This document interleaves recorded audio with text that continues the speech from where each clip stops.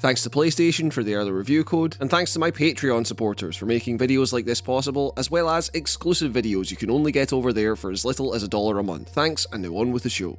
One of my most recent videos focused on this idea that games don't need to be perfect for me to appreciate them. That I'll take a flawed but unique title over a game in which any potential for emotion and feeling is buffed out for the sake of optimization. You know, I enjoy a bit of mess in art. Art where I'm forced to work past some stuff to fully cherish it. That work, those eccentricities, often forming a key part of why I end up loving it. And I suppose it's good timing then that following that video, I got code through for Shift Up's upcoming PlayStation exclusive Stellar Blade. A game I honestly had zero idea what to expect from, and one that, despite occasionally frustrating me in a way few other games have in recent memory, also managed to reach the kinds of heights that left it one of the more memorable gaming experiences I've had this year. And I guess a big part of that comes from what is, to me, the game's clear point of inspiration, namely that this is one of the few examples I can think of what you might call a NieR-Like. Look, my guess is that this is a comparison a lot of people will be making, but man, it's hard to deny just how much this game is cribbing from NieR, and specifically Automata. From its narrative, seeing automatons act as a vector through which to contemplate what it means to be human, the distinctly washed out look of its post-apocalyptic desert and city settings, to the way the lilting melodies and breathy choral vocals of its often enchanting soundtrack intermingle and burrow into your brain, to the myriad smaller details, like the way your character will burst into a faster sprint after a few seconds of sprinting regularly, or the specific arc of a double jump, for example.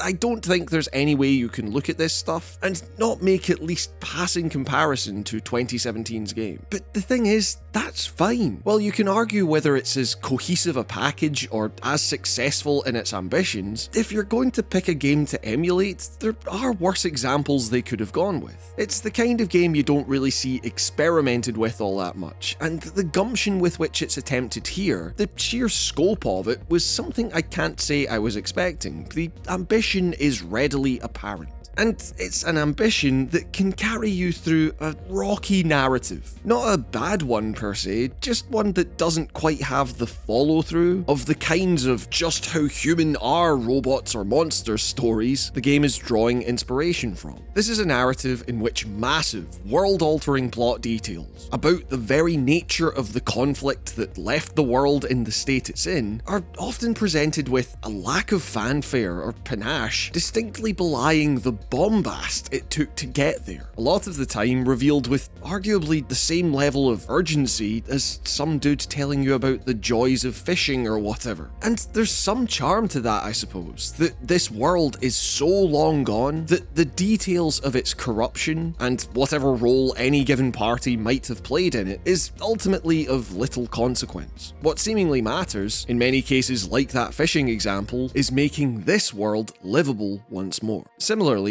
the big plot revelations, while fun enough and propelling me through its varied environments and gameplay scenarios, keeping me relatively engaged through the game's roughly 20-hour runtime, often paled in comparison to the little moments where Eve is discovering our now ancient world for herself, being told that, for example, a guitar was a thing ancient people used purely to attract mates. The game's got a sense of humour. It's just that all of this also happens to coincide with a story riddled with fairly stilted voice acting, exacerbated by an occasionally awkward translation here or there, that sometimes doesn't quite get across the vibe I feel they were going for with certain encounters, in a way that stretches how far I'm willing to go with the whole uncanny humanity justification I previously outlined. But the thing is, ultimately, it's not the story that ended up really gripping me here. That would come in the form of the actual gameplay, which, despite some frustrations we'll come onto that do at points threaten to hinder this goal, seems to exist purely to try and make you feel like the coolest person in the entire world at all times. With its lightning-fast combat, nonetheless giving you a whole lot of control over the kinds of anime spectacle the game is clearly drawing inspiration from. It's It's the kind of action where you get to clash swords with gigantic oozing monsters and zoom around the battlefield before unleashing that impossibly instantaneous flurry of a billion sword slashes, then being able to calmly sheath your sword before the enemy realizes that they are about to be cubed. It's weighty, it's impactful, and when you manage to get on board with the game's fairly unique rhythm, cutting through each enemy's rhythm with your own, making use of your full arsenal of light and heavy attacks, dodges, and a whole array of special moves and combat modes, you get to feel like the speedy anime protagonist you're designed as. It's quite often exhilarating once you get the hang of it. And further, in a sea of titles which bombard you with utterly needless complexity in the form of mechanics and systems you will categorically never care about or even use past the perfunctory forced upgrade cutscene, Stellar Blade is a game that actually manages to unfurl the many layers of its combat system in such a way that you're really given a chance to experiment with each one, really taking its time to highlight the distinct utility of each individual prong of your combat strategy before carefully moving you on to the next. With training available for each upgrade, the game hits that sweet spot of allowing you to gradually level into an individual combat template, taking or leaving whichever parts of the fighting system appeal to you, all while avoiding the problem of overwhelming players that does tend to bog down similarly dense combat-focused games, in which I sometimes find myself sticking to one playstyle because, hey, I know it works. It's an approach that falls in line with the game's surprisingly robust suite of difficulty features. I guess it's just odd though that, well, the game isn't particularly hard by any means. On normal difficulty, you're provided so many tools and opportunities with which to respond to enemy aggression that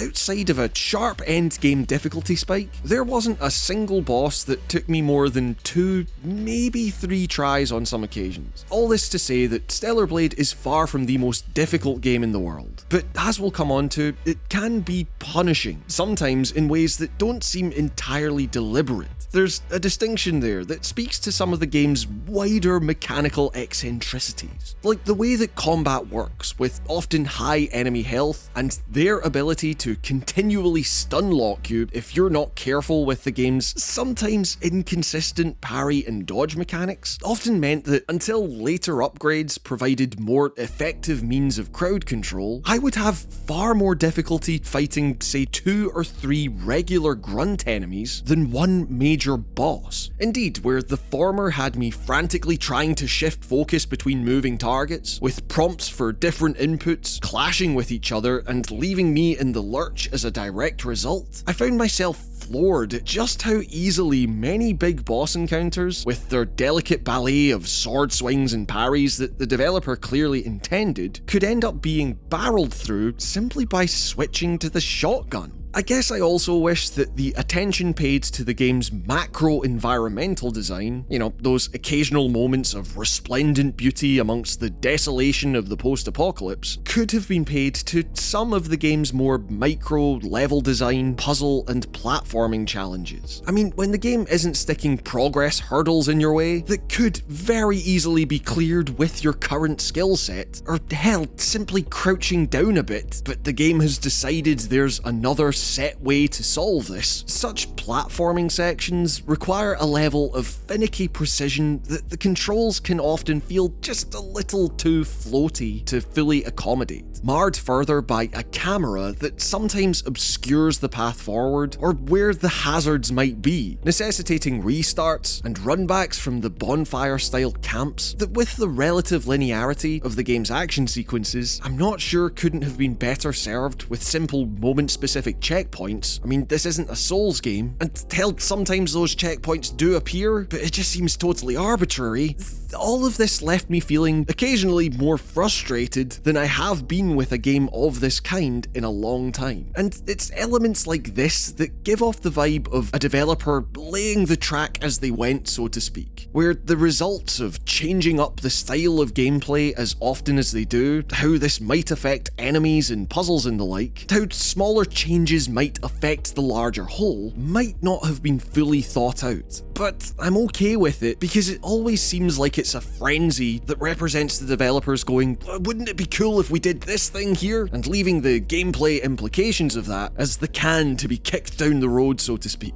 Stellar Blade very much feels like an excited 14-year-old's idea of the most bitchin' video game ever made, given the budget of a AAA blockbuster, and honestly, that kind of rules. See, it can be an occasionally frustrating game, but it's frustrating in such a singular way that it came to be oddly refreshing to me, because you know such frustration and inconsistency is born of scope rather than lack of ambition.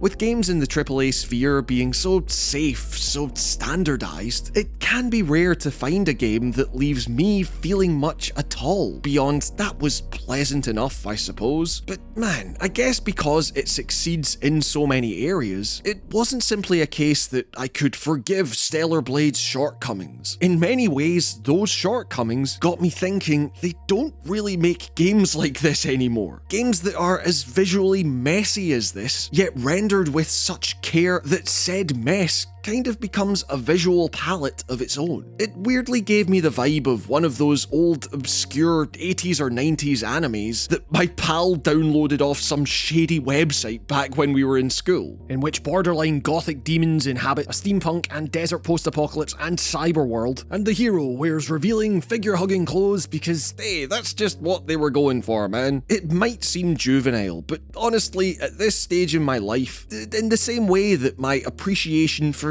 Jackass has only grown as time has gone on, I cherish the ability to relive some of that teenage nonchalance every so often. You know, in the same way I don't need every shooter to be some deep interrogation into the machinations of the military-industrial complex, I guess I think it's fine for a game like this to just be what it is. And to that end, Eve's appearance has been the focus of discussion surrounding the game. And having played it and seen what the game actually is, man, it's just not what anyone thinks it is, on any side of this non-argument. Which is to say, really, the game itself doesn't have anything to do with sex. Sure, you can play dress up if you want, but it's all presented in this oddly or extra diegetic way. Like, you can engage with it or not, but the story and characters remain unaffected. As far as the actual meat of that game goes, Eve struggles to conceive of basic human emotion, let alone how love might be expressed. And such expression is of basically no concern to anyone in this world. On the staggeringly rare occasion characters do remark on Eve's physical appearance, it's really not aimed where you'd expect. It's often stilted, distinctly lacking in libidinous desire. I mean, hell, outside of the opening shot alone, I can think of an endless slew of titles that are outwardly far tamer in their character design, sure, yet nonetheless go to infinitely greater lengths than Stellar Blade to place a character's assets directly in the frame. Look, to boil a game you haven't played down to the point that its single defining quality is somehow the size of a character's tits or whatever, is to do a disservice to the actually really interesting game underneath that veneer. If this look appeals to you, cool, play it. If it doesn't, cool,